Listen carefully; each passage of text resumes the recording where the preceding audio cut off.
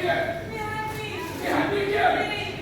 اسمع يا كلام، ما دام طلعت واد جدع كده وخفت على بنت اختي، انا هقول لك على سر ما حدش عارفه واصل، بس ما تقولش الناس دول.